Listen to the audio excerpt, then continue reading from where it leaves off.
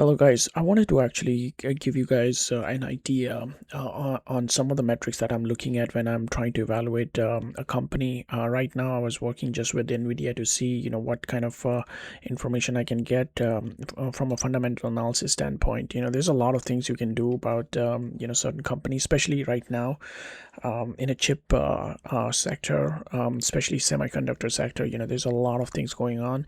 Evaluations are going higher and higher every day. So wanted to just double check and evaluate, some of the fundamental metrics that you can look at.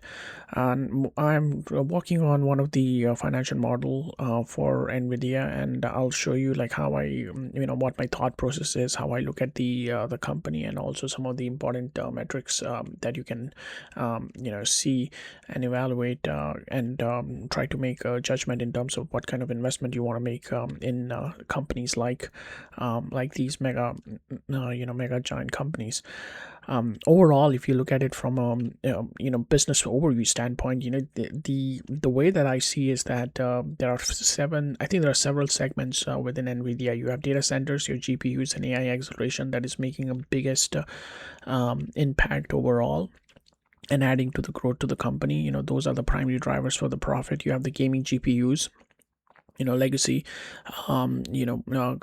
GPUs are actually being replaced by the new GPUs that are coming in from NVIDIA, and they have a volume and the brand, right? And then you have workstation GPUs, okay, and some of these automotive and AI, edge AI like IoTs, those are also where NVIDIA plays a role, but not a significant amount, but small amount, but still, those are also primary segments that they might concentrate on. You have the OEMs and revenues as well, other revenues that might be coming in.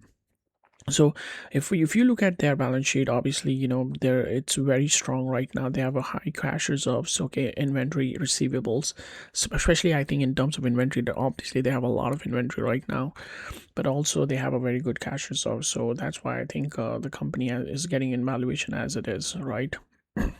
In terms of the overall cash flow, they have a good operating cash flow due to the strong margin.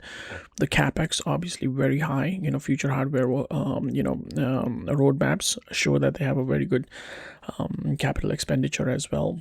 The free cash flow is trending upwards, so these are all good signs. Okay, before I go into the details of all the other different types of financial model metrics and assumptions that I might be taking into NVIDIA in order to make some projection, I want to just cover one of the most important factors that you consider when you're looking at the share values. Okay, the first important factor that you can see over here is the earnings per ratio per share, okay, trailing 12 months.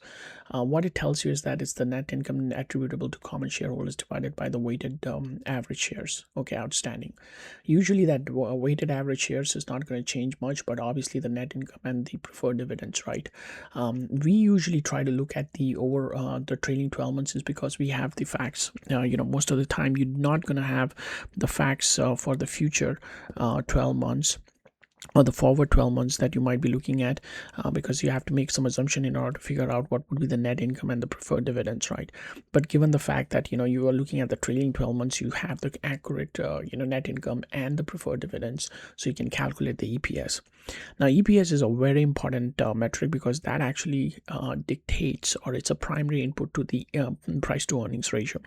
The price to earnings ratio is very important for a lot of the companies because it tells you like what is the market giving multiple on their earnings, right? The price that they are putting in right now, the current price, what kind of multiple are they getting? Usually the growth stocks, you see like Nvidia is a growth stock, so they're going to have a higher multiple compared to, let's say, a very blue chip based company, or the fundamental company, probably that has been there for a long time. Okay, so the price to earning ratio might not be that high. The other metric that you can look at is the dividends per share, okay, trailing 12 months. That is actually going to tell you the total common dividends paid over the last 12 months divided by the weighted average common shares outstanding. Okay, again, trailing 12 months because we get the more accurate reading on this. Now the dividends per share is more important for income generating strategies, that if you're looking for higher income from dividends, this probably is one of the other factors that you can look at in order to decide what kind of investment you want to make, right?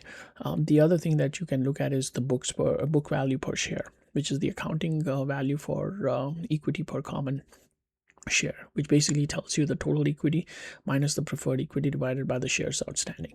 Okay, this is basically an asset-based valuation. It is critical for banks, insurance, and other value investing. So mostly if you look at the banking sector, banking sectors are run very differently compared to traditional supply chain based companies, or probably inventory based company or consumer based companies, right?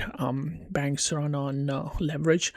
They run on loans. They run on a lot of they are very sensitive to the rates. What these Federal Reserve sets rate, or Bank of Canada in our case sets the rate. So those factors play a huge role in terms of figuring out what kind of valuation you're going to give.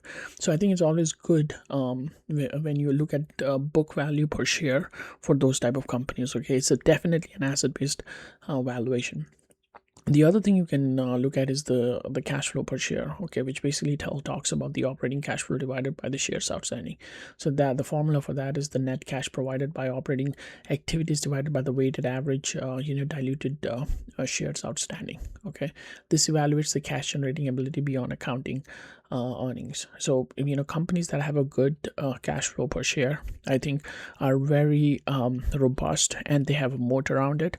And if these guys are generating a lot of cash flow, they have a lot of good cash reserves as well, and they are not in debt, and they're not financing. It's not a high debt financing based company. Most of these cash flow generating companies are more mature in nature, and they have a very long runway. Okay, and the other thing you can look at is free cash flow per share, free cash flow available to equity holders per share. Okay, that's basically calculated based on the operating cash flow minus the capital expenditures. Okay, so the input is more in terms of the intrinsic valuation and dividend sustainability analysis. Okay, the other thing you can look at is the sales per share, which is the revenue generating per shares outstanding. That is basically calculated based on the total revenue divided by the weighted average common shares outstanding. That evaluates, or the use case for that is the growth and efficiency analysis used in price per sales ratios. Okay, so these are probably some of the common share based values metrics that you can look at it for a company in order to make any judgment for your investment analysis. But I would say that there are a lot of other factors that you have to take into consideration when you are looking at the company, especially like financial ratio, profitability ratio, activity ratio, or the valuations, and the growth rates, right? So all of these other factors also come into picture, and we can talk about it later in the video about each of these different financial metrics that we can look at. But from a share value standpoint, these are probably the most common ones that you'll be looking at. Okay, have a good one.